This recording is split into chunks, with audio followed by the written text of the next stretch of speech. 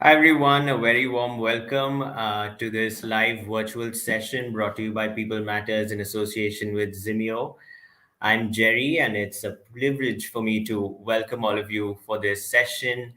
And we're talking today about rebooting hybrid HR technology roadmap, the landscape and opportunities with Sanjiv Bajaj. So, just to briefly set the context before I welcome our stellar panel today, is a study by Gartner showed that 32% of the organizations are replacing full-time workers with contingent workers as a cost-saving measure.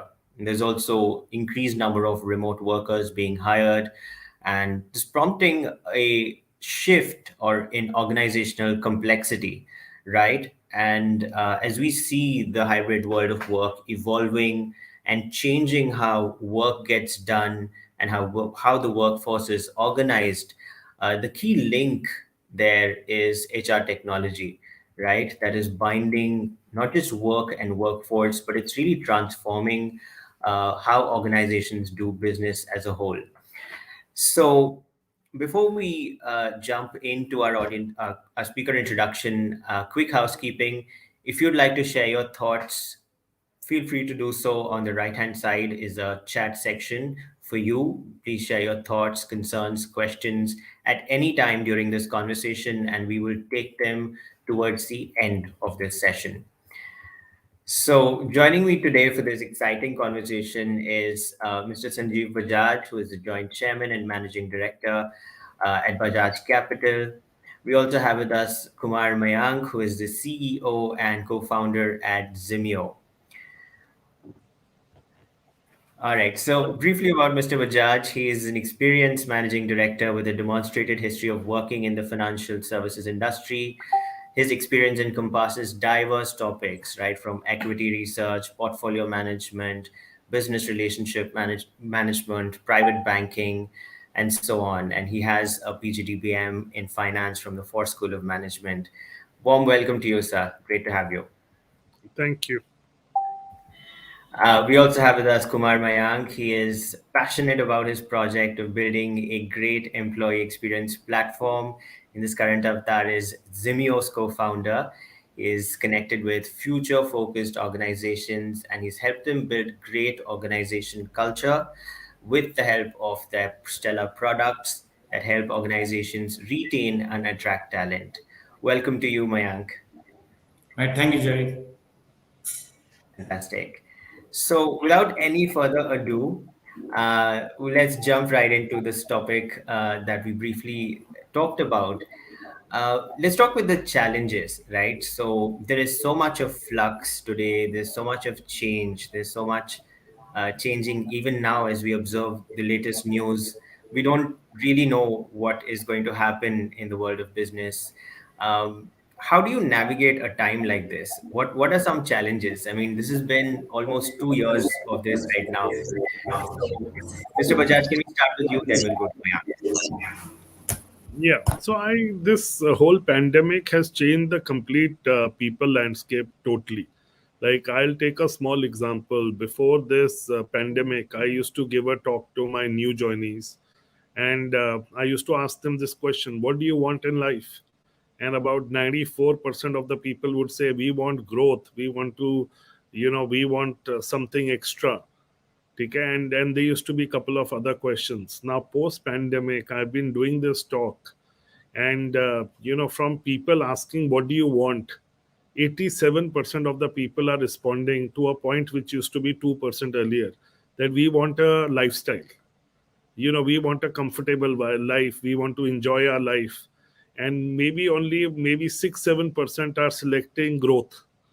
So the whole mindset of people has changed from being into this world where it was work, growth party, work, growth party, and we were living at a very fast pace. But this prolonged holiday or spending time with the family, has, or even spending time in solitude, has changed the way our mind works. And what has happened is that people have started craving a lifestyle. They have started craving an experience. So today it's totally changed. Like if you talk to a person, he says, look, if I don't have the experience when I go to my office, I don't want that. And companies are now going one level ahead, and they are saying, okay, even if you're working from home, go and buy this beautiful desk, which is going to make you feel good, or go and buy this business chair and we'll reimburse your cost, because they have seen that even at home, when he's more comfortable sitting in a more professional environment, having a better chair, more comfortable chair, his productivity definitely increases. So I think we have moved from a world of aggressive growth and that passion for growing at whatever cost, to a world where people have seen so much calamity around them. For some people, and some people have not seen anything, but everybody has spent time at home and he wants an amazing lifestyle, or he wants an experience. So today, this HR is all about the experience we are able to offer people. And that's my view. That's the post pandemic world. That's great. Yeah.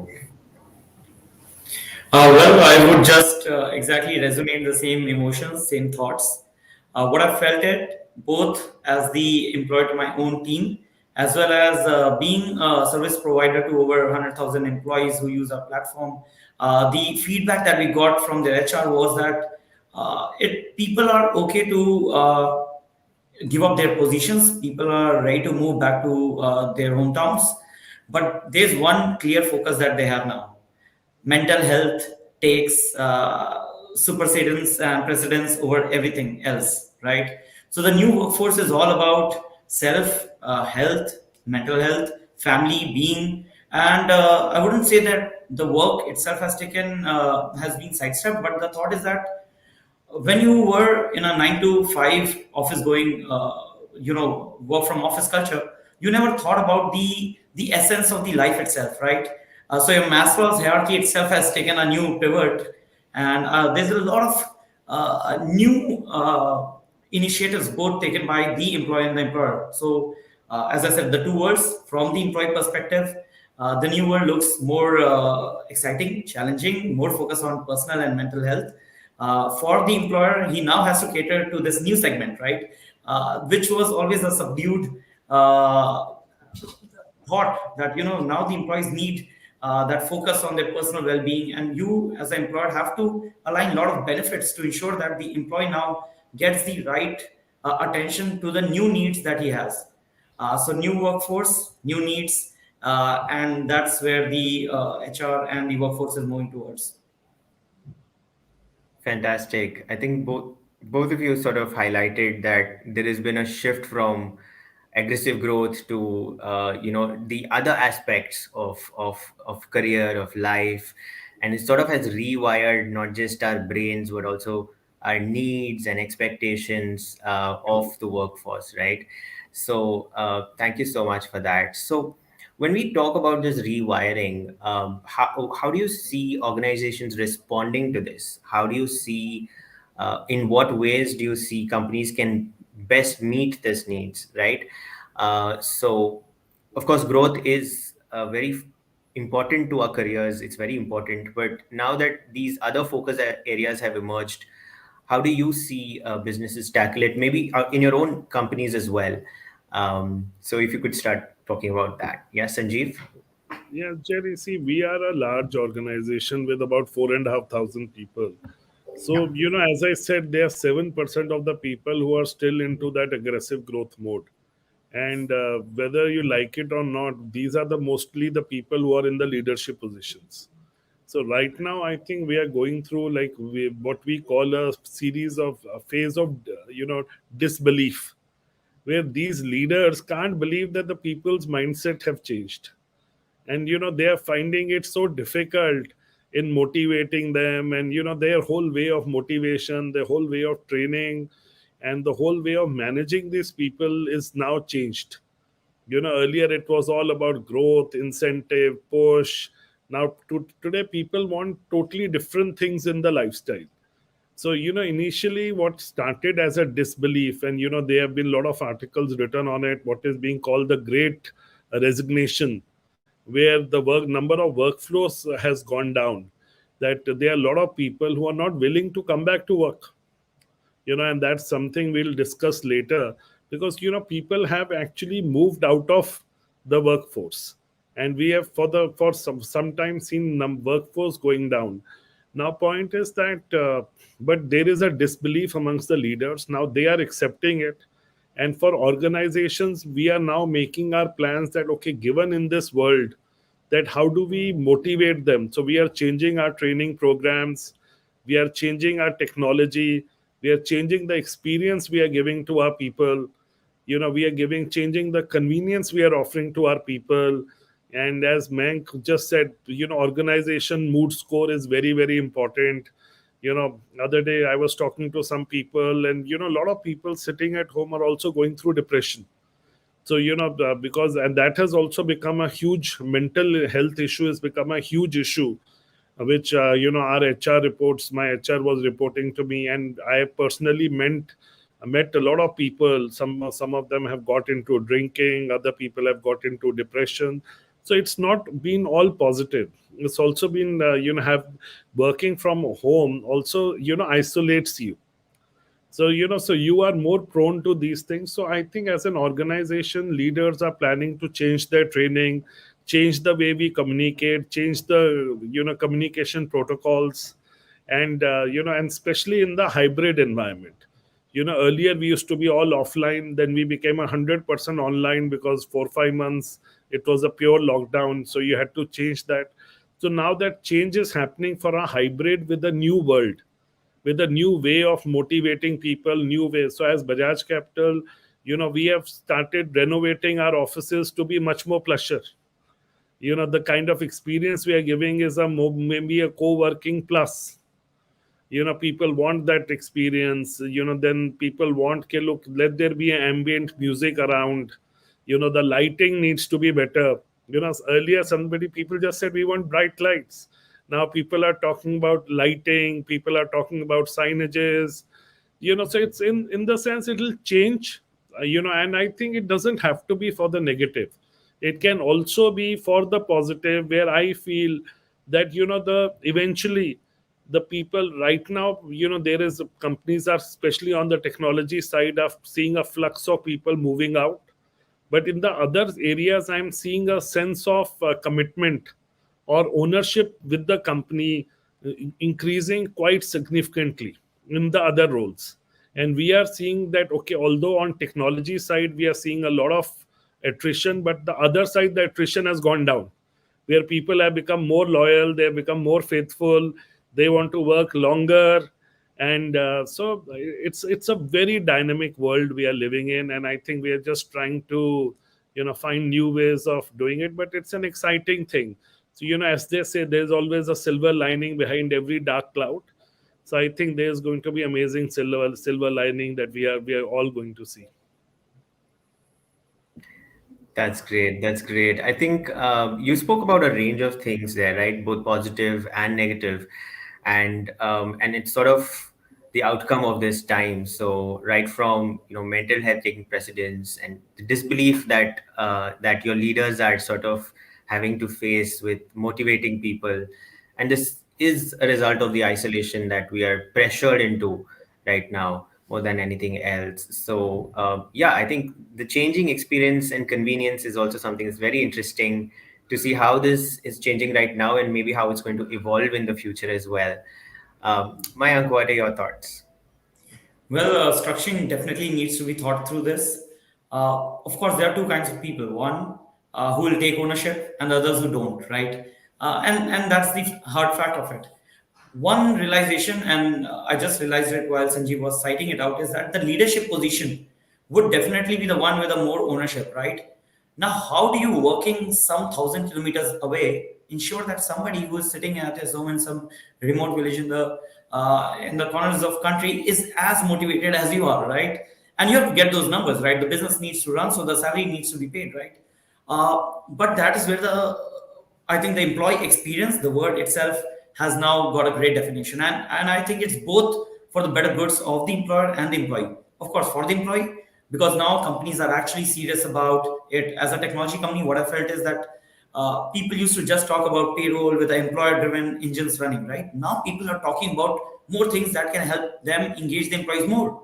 I mean, of course, on physical, there can be just activities which where they invite mental health speakers, comedians, maybe singers, like performances. And then there are other aspects in which they are trying to reinvent on the platform where we come in, right? So people would want to have an engaged module where people talk to each other, collaborate, share pics, much like a Facebook feed, right? And they're innovating it all in their own internet with their own technology. They're trying to get people to be rallied up about a lot of other benefits, right? So nobody used to talk about benefits in this country, right? It was their presence, leave encashments to maybe insurance and payday loans all over a tap of a button. Now it's all reality, and a lot of investor interest is also going in that. Yes, these are the companies who are working for employee experience. Look at this sector for employer, right? Even yes, till before, let's say a year back, nobody used to focus on SMB employer, right? And now that segment has got access to insurance, that segment has got access to payday, right? So this factory owner would just come up to me and say that, mind, I do not know what the world is going through, but COVID for me is a great help because now my business is getting a lot of interest for the from all the welfares that I always wanted to provide to my employee but couldn't, right? Because of the availability, right? So definitely things are moving in shape. Yes, there was short-term lag because people were new to working from home, and there are a lot of reports, including Gartner, Accenture, who said that productivity improved, but for a short time because people were more focused, and that was the only thing that was going to happen for the next couple of years. But look at now, right? The hybrid model suggests you work from office for maybe a month too, and you can take it off for the quarter or year. And there are a lot of companies who are trying to work this around. Now look at the economic benefit of it, right? The tier two towns which where the workforce wasn't moving, right? There are people now settling there. They're offshore. There are locations like uptown mountains, hills, where the tourism has now just blasted big time, right? So definitely, it's a lot of exciting. And as an employee, everyone loves to work out of his location of preference, his atmospherics, as sir suggested, right? As Mr. Bajaj suggested, right? That the companies are innovating even on their atmospherics, like the lighting, the culture that they have, and culture indifferent how if there is a next COVID or not, the culture, the employee experience piece of it is gonna grow decades in the year that has just gone, and it will keep on growing in the years to come. Yeah. Great, great. I think you've also highlighted again a range of opportunities that have opened up during this time, right? Right from the SMB space to the shift in the short-term lag remote working to how it's changing. Earlier, you spoke about the technology piece as well. So I think that's a great segue into our next sort of topic is on technology and how it has also become very critical to delivering experience because everything is just being negotiated online and work is we are meeting online, we are discussing online. So it's become very central to delivering experience even from a company standpoint. So what are your thoughts on that, Mr. Bajaj? Yeah, I think that's very, very important. Both from management perspective and also on delivering an experience. Let me tell you that we had actually made a change and moved to Zimeo from for our HRMS. Not that our HRMS was lacking anything, because HRMS is a very stable technology, and majority of what you want to do was already available. But then why did we decide to shift? The reason we decided to shift is that when we were talking to our employees, they didn't want anything which they had to access through desktop. They wanted a mobile app first HRMS. And they said, look, find us something which where I get everything about my salary, my payday, my expenses, everything on an app. Okay, so when we went about, so our whole perspective of looking at a new HRMS from our company was an app first. And what did people want on the app? They wanted, okay, I want to see my salary, I want to see my taxation, I want to see my expense claims, whether they have been paid or not. I want organization to see my mood score. I want to look at the mood score of others. I want my appraisal to be visible, that what was my appraisal done. So this whole expectation from the employees, like earlier you could tell them, look, you have a job, be happy. Today he is not. He says, no, I don't want a job. And I will take a small question where somebody has asked about balancing productivity and efficiency while being empathetic, because I think it's related to this. Is that, okay, look, now people want an experience. So for that, you have to use that technology to bring in experience. Like we use another technology called desk time. Now, what that does is, for a boss, he just needs to go to the app, log in, and he can see how many of his people are working. So whether they are working from home, he can see who's working, who started working at what time, where he can just click on that person and see how much time has he spent on his mails, how much time is he spent on the organization app. And same is, and it is as if the person is sitting in front of him. So for him, it doesn't matter whether that guy is not come in that day or not. For they want people to come in for the motivation, for the talk, for the camaraderie, and for the social interaction. But then even if a person is working from home from 3 days, at least he knows, okay, look, whether this guy has put in that. And what we are also doing is that we are rewarding the top 10% or top 5% of the organization by giving them special bonuses, because these are the people who are putting. And today it's where you can actually, on a very numeric basis, see who's putting in the maximum efficiency and time. So when on that question on how do you balance productivity and efficiency while being empathetic, I like to use an example of this movie called 300. If you see that movie, how 300 Greeks beat the whole army of the other country, which was much larger, was by motivation. So guys, I want to say, people give their lives because they love something, not because they are, they have a stick or they're hit to do this. And today we are living in the world where we have to live by motivation. So so first is that you have to motivate your people, you have to connect with them. So whether if we are on the, even in the online era, you have to spend that time 1 or 2 hours on the Zoom meeting, connecting with everybody. You have to give people one-on-one time. So every leader in your organization has to spend that half an hour, what we call a coffee meet. So we expect a person to have one coffee meet a day, or depending on the team, if it's a larger team, then he has to do two coffee meet, which is a half an hour or a 20-minute one-on-one interaction with the team. So guys, we have to be empathetic today. There is no solution to that. But how do you make productivity happen is by motivating people, by bringing them into the culture, by you doing something unique. Like we come up with these 2-letter acronyms that, right now Bajaj Capital is the tiger. Okay, so like there is a saying, a Clark Kent wouldn't have been the Clark Kent if he didn't use the names the Superman. Okay, so these 2-letter acronyms are doing something unique. And so we keep doing it, we keep coming up with something new, people feel a part of it. So you have to make, today in a disengaged world, you have to engage people. And when you have engaged people, you'll have productivity. Absolutely, absolutely. I think again, motivating and connecting people, I think, is the core of your message, that you have to reach out, and whether you're using technology to do that or an app, just giving people what they need, I think is very central, and that personal attention also is very required during this time. That's indispensable, right? So, Mayank, your thoughts on leveraging technology for experience? Well, I think what the new workforce has moved to, what the post-COVID world is looking at, is a much more better employee journey as well as for the HR journey in making. Right. I'll give you an example. Let's start from recruitment to retirement. Right. So for a recruitment, there used to be a lot of interview round scheduled, telephonic calls made, physical visits made, and finally, after 5 rounds, the employee would get his offer letter, and then there will be onboarding, which will be a lot of training sessions, and finally he will get onboarded, right? And for all this, there will be a lot of people who will be aligning, people traveling, hotel rooms being booked for the trainings and sessions. Colossal effort on both mental and monetary energy wasted, right? Look at this new world, right?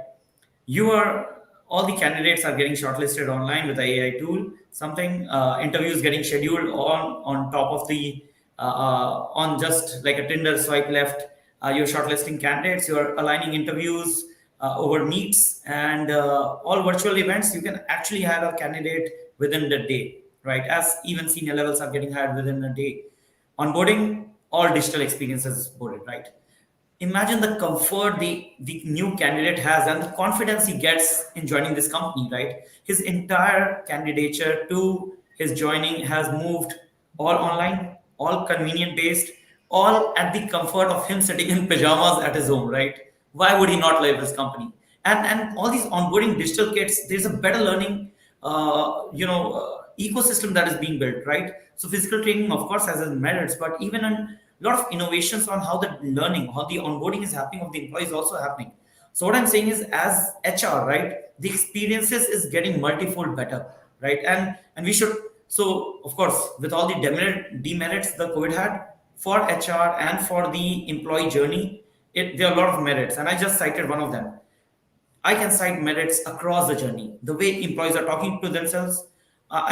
See, physical availability. You have to book rooms. You have to liaison with many people. You just get on the collaboration tool. Say, guys, can we meet in 5 minutes? Like five. You don't even write 5 minutes. You write, guys, meet in five, and everyone is like, yes, where? And everyone just join the call, and the things move. So the idea is, I'm not going to cite like some worldly knowledge about how it is moving. I'm just talking about pragmatic things that is happening right now, and I think this is for the better good, right? So of course it's debatable. What is good for me might not be for somebody else. And I'm seeing on the hybrid workforce. So you might be in a distance covering 0 to 100 of a complete work from home to a complete work from office. You might be somewhere in the middle, but hybrid workforce is the future, and companies have to respect the autonomy that now the employee is giving, and they respect that he always maybe deserved, and now he's getting that due automations with the technology and all the activities undertaken. I mean, I'm loving this space, right? And I can also cite examples from some of the customers which are doing. So they are working on a lot of simulation games, and right, and the company and now the team is happy about that. They are actually working with the senior management on simulating, on strategizing what next they should do in their respective functions, like to build technology or maybe to plan sales for a region or not.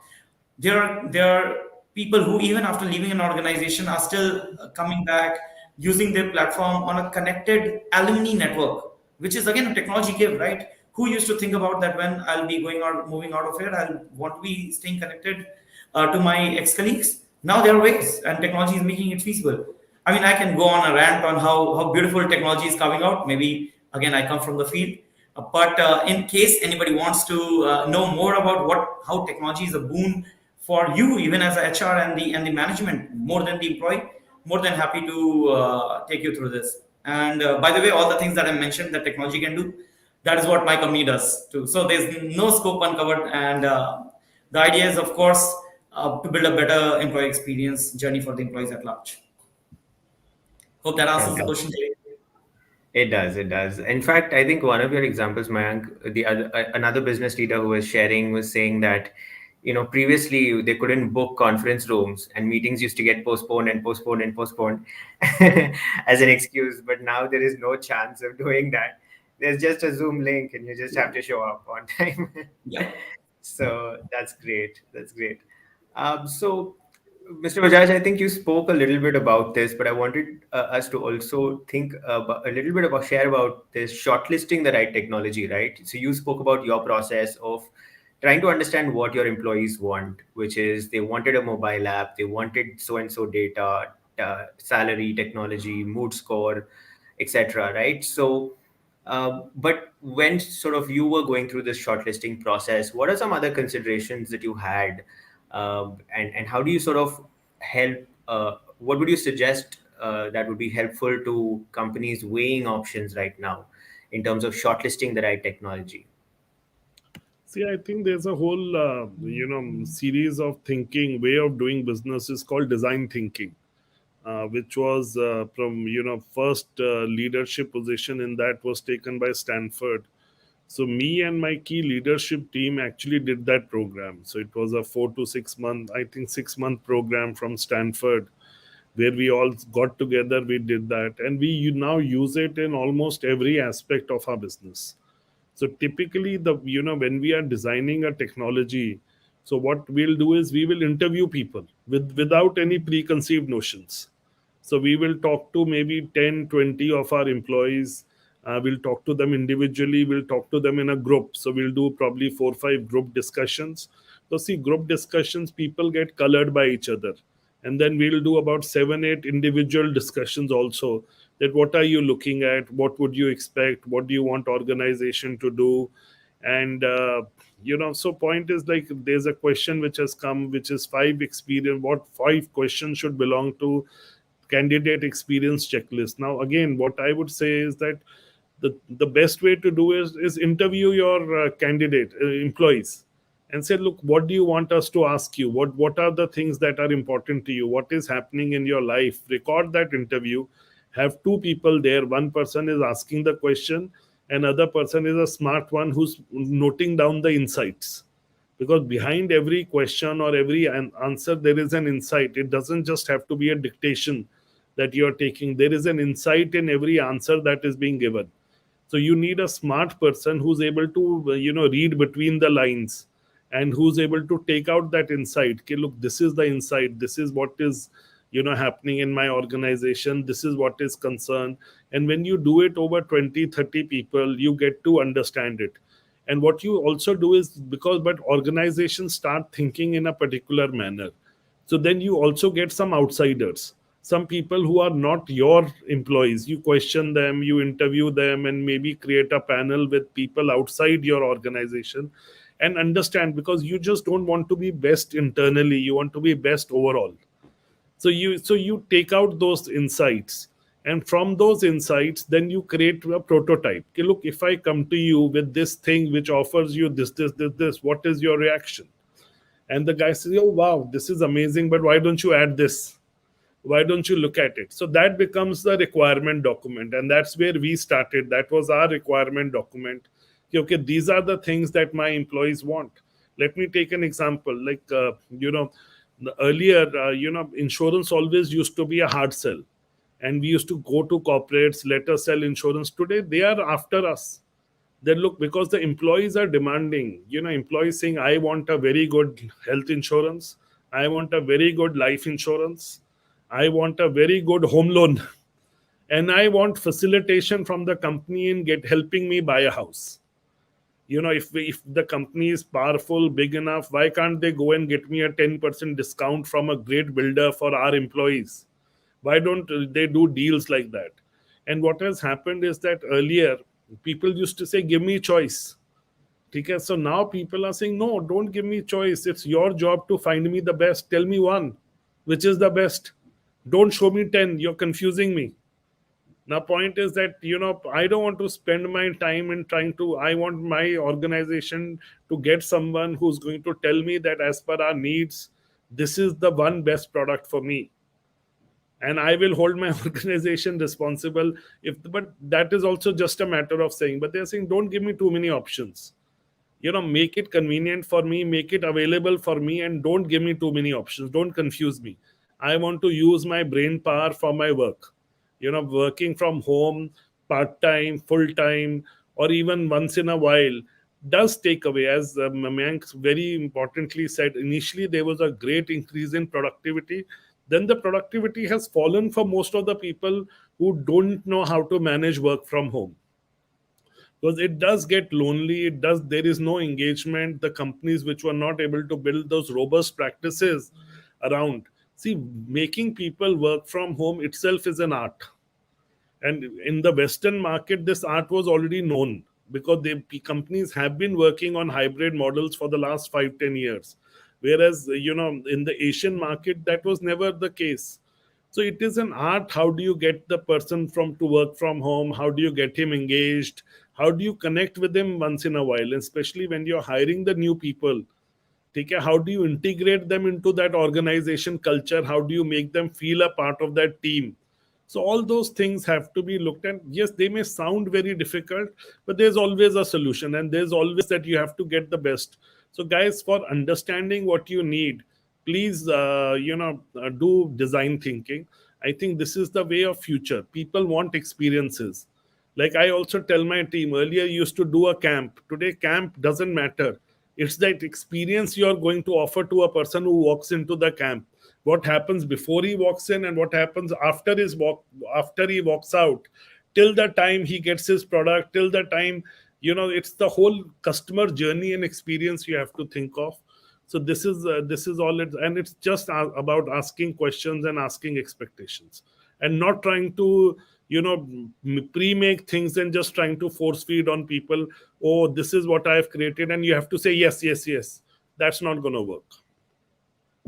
Right, right. Fantastic. I think this is a little bit of a design thinking masterclass almost with all the examples that you shared, Sajiv. Thank you so much for that. Mayank, how are you helping some of the people that you're speaking to, some of your partners and also your prospective customers, from a service provider perspective, how are you helping them think about shortlisting the right technology?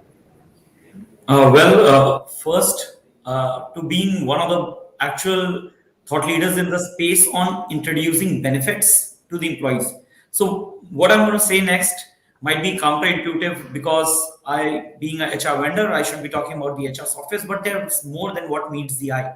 The idea is that some of the companies need to innovate also on what other engines that can be put in place. So let's say a HR module can get you a learning management system, OKR systems, and a recruitment system, right?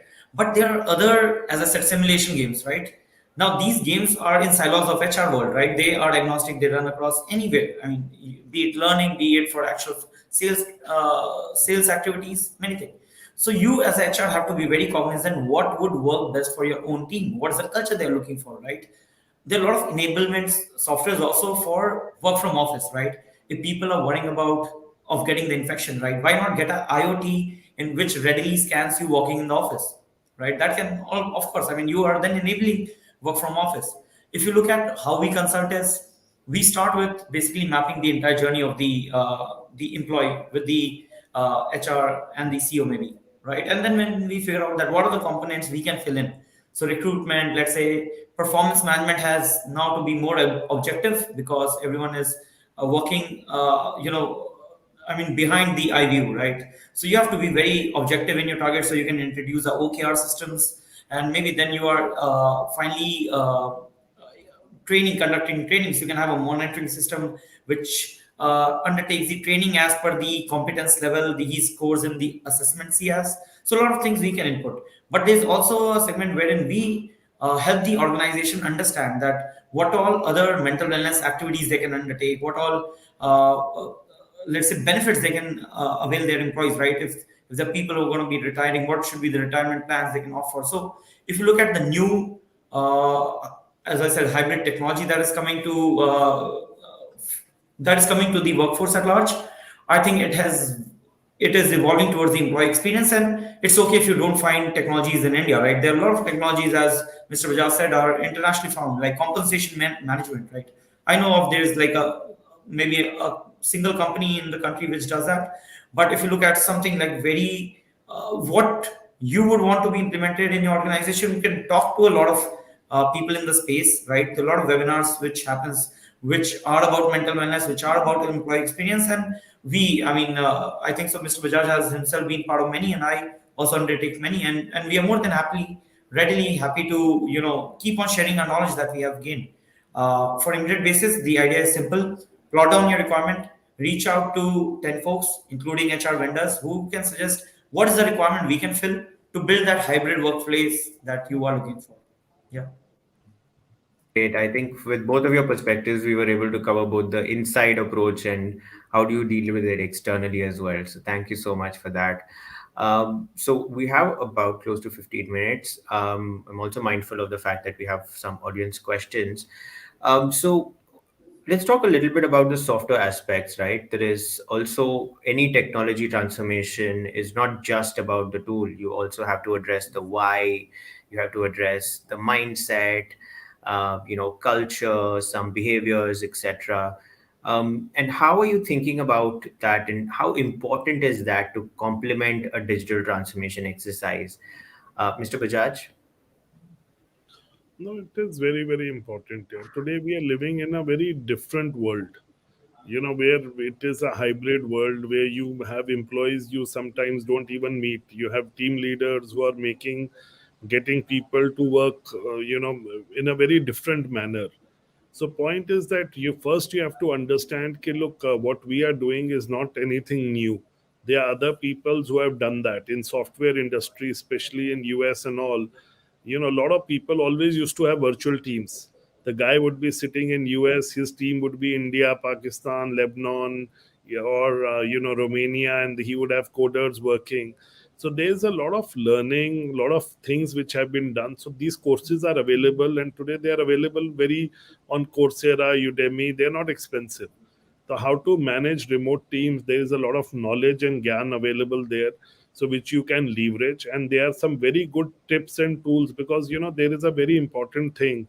My favorite author is a guy called Edward de Bono, who's called the guru of thinking. And he has a beautiful saying that don't try to reinvent the wheel, just try to improve the wheel. ठीक है, so whatever has been made, or whatever is the ditch a person has fallen into, you don't have to fall into the same ditch. You can learn from him that look, there is a ditch and this is going not going to work. Yes, obviously you have to have a little bit of hubris that where everybody else failed, I can make it a success. But it should not be beyond a level that this should happen. So point is that learn from there. There's a lot of learning which is available out there. Also, you have to use good digital tools and technologies. Now there's a question which I will add in here, where that what are the some of the tools and technologies that leaders in BFSI segment can leverage to enable a more effective work from anywhere environment. So I will just use what we have done. So what we have done is that first we have used Zimeo, which I think is an amazing platform. It's a very new age, young platform. For us, it was a very difficult decision when we took, because we were going to be their largest client at that time. And it was a leap of faith, but we liked the technology, we liked the look and feel, we liked what they had done, and we liked the vision of what they were bringing to us. And today they have grown and scaled really well. But it was offering whatever the customer want, our employee wanted. Here the customer is the employee. He wanted, and he wanted it on the app. He wanted to see his bank balance, which they wanted to do. They were doing through open API integration with the banks. He wanted to see whether my salary has hit the account or not. You're saying that I paid you the salary. So one is that we moved to a new age HRMS like Zimeo. Second thing we did is that we brought in a tool like Destime. Now that sometimes gets very intrusive, because you are whatever the person is doing. So we had to do a lot of workshops around taking care of people's privacy issues, that what will get tracked, what will not get tracked, and also training our leaders that what can you question on, what can you not question on. That you are not going to ask him this question, you are not going to do this.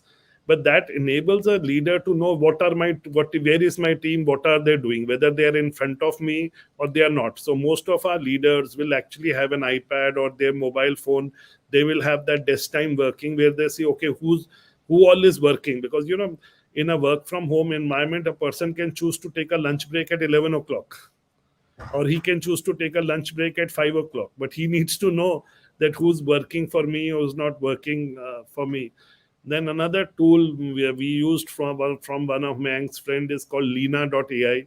It's a beautiful AI based tool which helps us understand the mood score, how is the people going.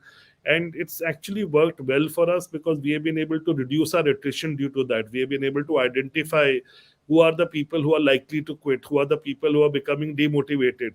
Then you can give them priority to those coffee meetings and other stuff. So you have to put in that more effort on meeting. And number four was that training our leaders on how to do engagement. One thing doesn't work, you call 100 people and you give them a lecture together, is not equal to meeting those 8 people and ordering a domino pizza for all of them, and having that virtual pizza party together. Okay, giving a 5-10 minute talk for a person to talk his heart out, or giving him a 15-20 minute one-on-one with you. You can't imagine the power of these things. Okay, so you have to give that one-on-one individual time to people. So even a simple tool like a Team or a Zoom, this thing. And then finally we used a tool which is called Notion, which is a collaborative workplace tool, where people could see who's doing what, who is it. People can add in comments. When you assign things, they don't get forgotten, because I can take in Jerry and I can add stuff to Jerry's to do list, and Jerry will have it is to do. The moment he does it, it comes to me. So these are the tools that we have personally used, and today, let me say, at least Bajaj Capital, we are much more effective organization than we were probably one and a half. And then there are some internal tools we have created. We have created what we call edge reports, which is probably the most advanced portfolio reports in the industry. We have created advisory tools where AI is doing the lot of the back end work for our employees. Now, today, we are living in a world where you can have robotic process automation, you can have AI bots, who are doing a lot of these redundant activities of, like, look, if you were supposed to send mail to X number of people, or you're supposed to send an update, why should you be doing it? You can have a bot that works for you, where you just have to say start the bot, or you may not even have to say that. So we have brought in a lot of RPAs, bots, to take out the repetitive things from people's lives, so we can make them more productive. So this is what we have done, and this is where we are standing right now. The next big project for us is the customer journey, where we want to, even like customer journey to a certain level earlier used to be very person dependent. So we want to take the best of whatever everything is and put it in so that we are able to give a wow experience to our customers. So that's where we stand. Fantastic. Thank you so much, Mr. Bajaj, for sharing all of that. I think that's very comprehensive, and I think it probably answers a lot of the questions that our audience has asked. So thank you for that.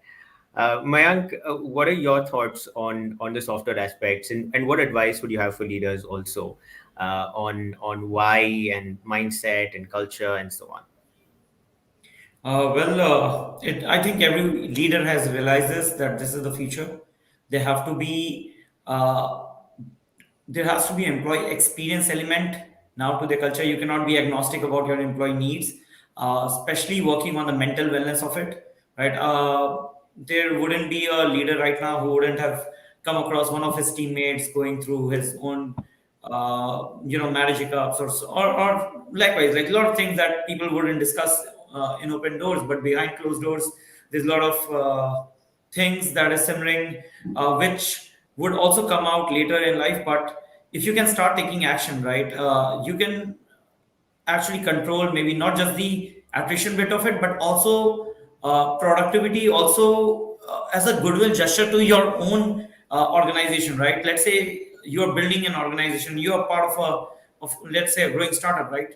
Isn't it in your own benefit that you ensure that your team as whole is looking forward and looking more oriented to what the company vision is? Are they more actually happy than portraying one?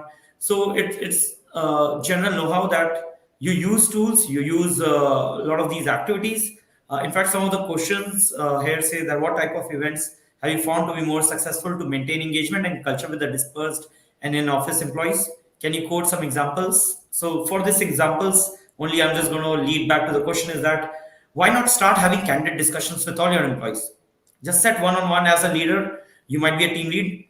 Just within every week, just have these continuous feedback. That's the terminology, right? Have these discussions open. Just sit with them, 15 minutes, block calendar, say that what is that you're going through. I mean, I have it. I cannot have it with my entirety of workforce, but I have it with like 20 of my senior leaders, and we discuss everything in out, right? Even their personal woes, right? So generally, when a leader goes to another senior management person, he would ask about what are the numbers, or like how did the week fare, right? No, how are you feeling? Start your meetings with how are you feeling, right? Simple. These small activities, and you don't need to have a comedian, which are some of the activities you can think for workforces, of course, mental wellness, yoga guru, and a lot of these sessions. But the true engagement, the true event that you can ever take is have regular discussion with your team members individually, with your smaller teams, which means break it down, and as an organization as a whole. As the CEO of my company, I ensure that everyone who has joined a startup looking for a great future, we have a town hall every week.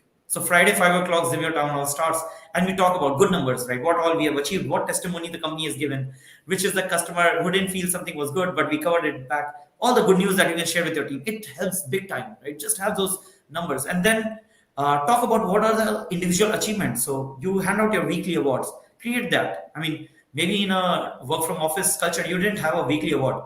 Have just mentions, right? You never know how far your mention goes. And then have this when you break out from the main town hall, have these smaller team meets in which people just accolade, they just acknowledge other people, right? And when I say events, the town hall later breaks into a fun activity we do every weekend. So the town hall is wherein the management talks about what are the achievements, good things, all professional and maybe touching mental. But then we have something like Antakshri, Team Antakshri, and then we have something like a Dumpsters, right? So my idea is that even within team, right, you can have a lot of engagement activities, and these what I cited to you, like Antakshi, people would be like, that's like not so classy and stuff. It doesn't matter, yeah, be real. I mean, the world is now fed up of being the all the artificiality around work from home and productivity increasing. They want real stuff, right? I don't know anyone who is now flicking through Netflix, right? Netflix is also over, right? You need real human conversations. Have come on webinars, attend, talk to people, have real meets if you can. Like go secure yourself and go out have meets. That is what real culture is, right? If you can, and that's the culture we are looking at. In a quarter, at least we are having 2 weeks back to office work, so that at least the camaraderie between the team has that, right? And everyone is carrying their own mental baggages, more cultural baggages where they come from, and they would just want to vent out, right? And be that person for them, right? So as a leader, one of the major takeaways I can hand out right now is that it's okay if nobody's going to hear you, but it will be great if you can hear everyone's thing, right? Motivation works like bath. You need it every day. Your teammates need it every day. Do it as often as you can. Yeah. Thanks. Fantastic. Thank you so much for sharing that, Mayank.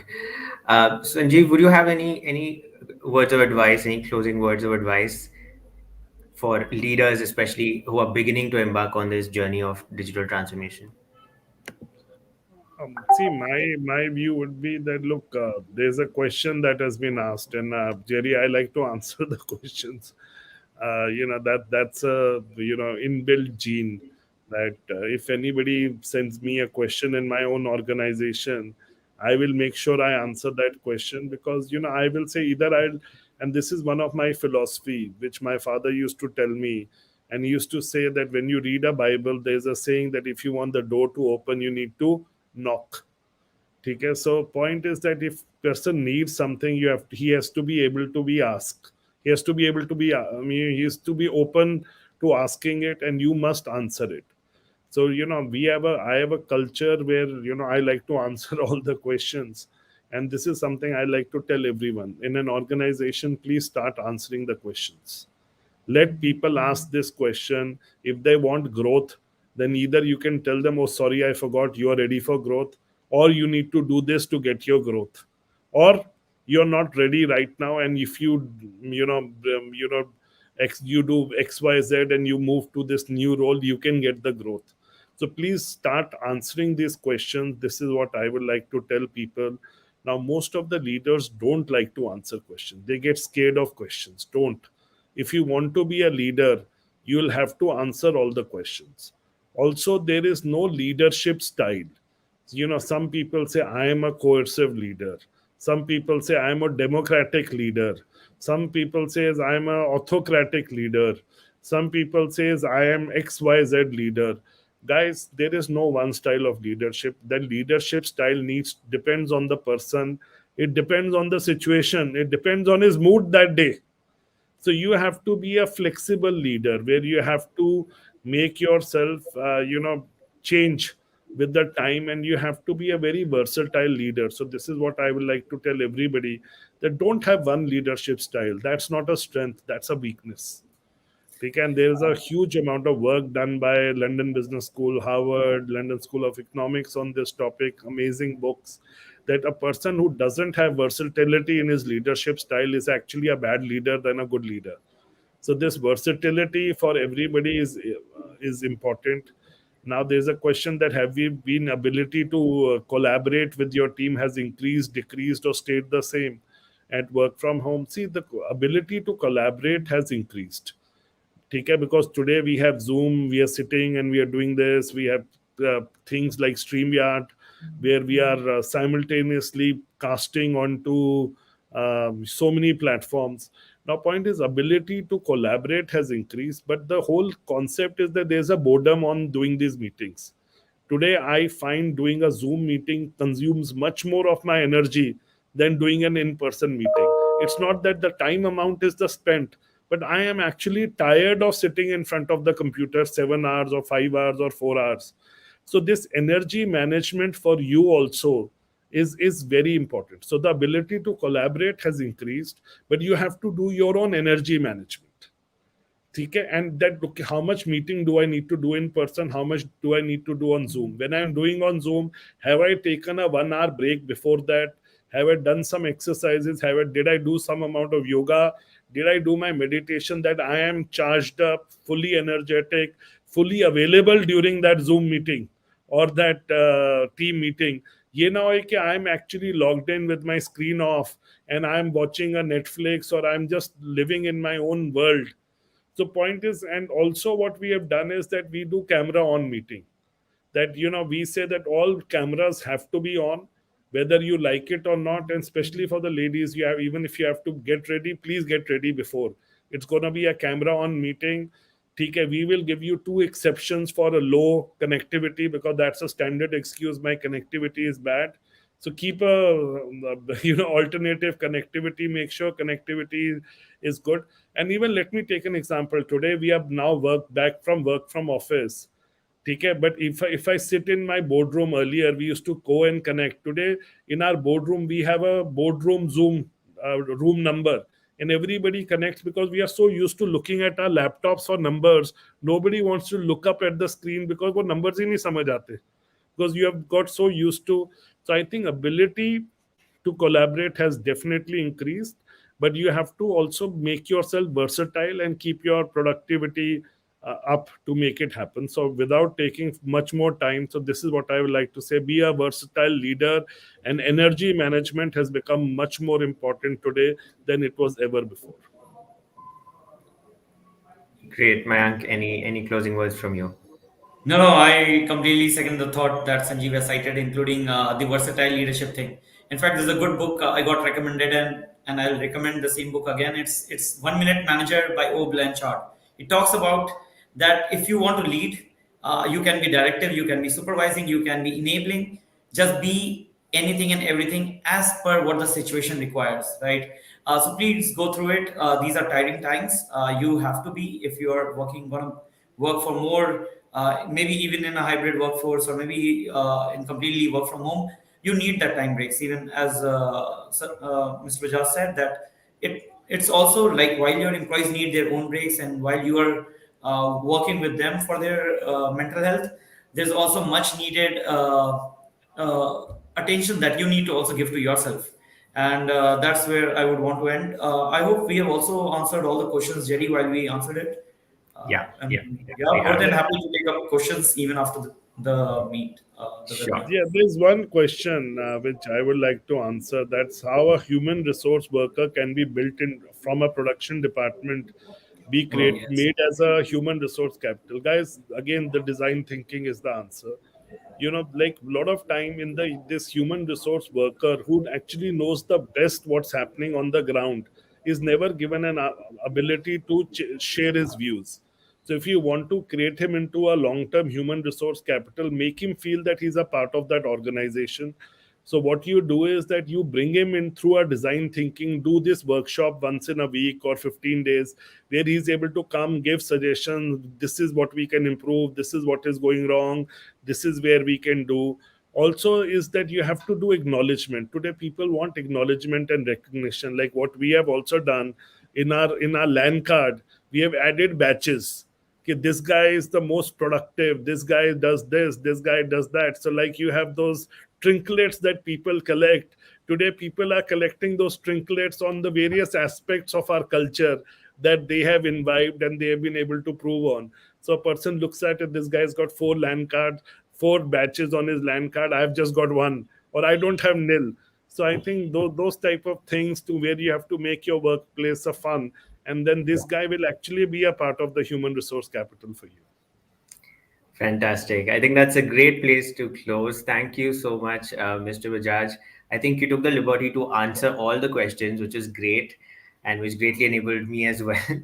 Thank you, Mayank, as well, for sharing your time with us and for all the insights, examples that you shared. I think it was extremely useful for our audience. And that's truly the need of the hour. So, with that, it's a wrap. Special thanks to our partner, Zimeo, and our partners for curating this session and helping us get the speakers on board. It's been a pleasure hosting all of you. Do stay back and give your feedback on the link in the chat description. Your feedback matters. And do stay tuned for more such exciting sessions. Thank you and have a great day. Thank you, guys. Bye. Thank you.